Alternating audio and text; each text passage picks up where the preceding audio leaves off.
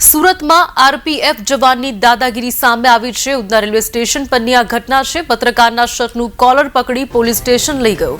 પત્રકાર railway station પર કામ કરી રહ્યો હતો। આરપીએફ જવાને પત્રકારનો મોબાઈલ છીનવી લીધો હતો। પત્રકાર પોલીસમાં ફરિયાદ નોંધાવવા જતાં પોલીસે ફરિયાદ લીધી નથી, માત્ર કાગળ પર અરજી લખી લેવામાં આવી હતી।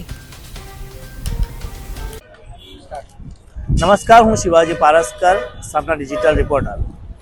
आज 6:30 कलाके उधना रेलवे स्टेशन पर गयो तो मारा एक रिलेटिव्स आवी रह्या था, एमने हूँ पिकअप करवा माटे गयो तो ए दरमियान मैं जोयुं के एक मेमू ट्रेन पसार थई रही थी। आ मेमू ट्रेन पकड़वा माटे रेलवे स्टेशन पर लोको रेलवे ट्रेक क्रॉस करीने जई रह्या हता अने ट्रेन में बेसी रह्या हता।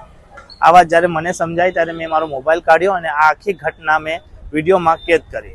હવે જ્યારે હું આ વિડીયો લઈ રહ્યો હતો ત્યારે અચાનક ત્યાંથી એક આરપીએફ જવાન નીચે આવે છે અને ફોન પર વાત કરતા કરતા એ લોકોને સમજાવી તો રહ્યો નહોતો, પણ લોકો ચડી ગયા પછી માત્ર ને માત્ર જોઈ રહ્યો હતો।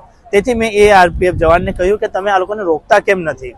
આટલો મારો એક પ્રશ્ન સાંભળીને એ ગુસ્સે ભરાયો અને તરત મને કહેવા લાગ્યો કે ભાઈ તું કોણ છે અને મને શા માટે આવું બધું પૂછે છે।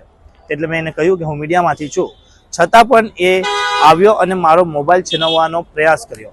મેં મારો મોબાઈલ એના હાથમાં આવવા ન દીધો અને જેવું એને ખબર પડી કે આ મીડિયામાંથી છે તો એને તરત મારો કોલર પકડીને મને આરપીએફ પોલીસ સ્ટેશન સુધી લઈ ગયો।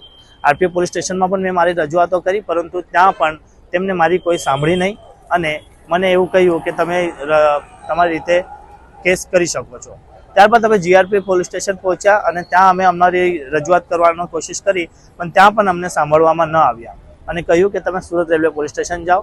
તો અમે આ આખો ઘટનાક્રમ સમજાવવા માટે 8:30 કલાકે સુરત રેલવે પોલીસ સ્ટેશન પહોંચ્યા અને 10:30 કલાક એટલે કે 2 કલાક સુધી અમને અહીં બેસાડી રાખવામાં આવે છે કે જે પોલીસ ઇન્સ્પેક્ટર મેડમ છે એ થોડાક સમયમાં આવશે, પછી તમારી અરજી લેશે। આ 2 કલાકની ફલશ્રુતિ એ છે કે મારી એમને અરજી સ્વીકારી છે અને માત્ર એવું કહ્યું છે કે અમે તમારી અરજીના આધારે તપાસ કરીશું અને ત્યારબાદ જ કાર્યવાહી કરીશું।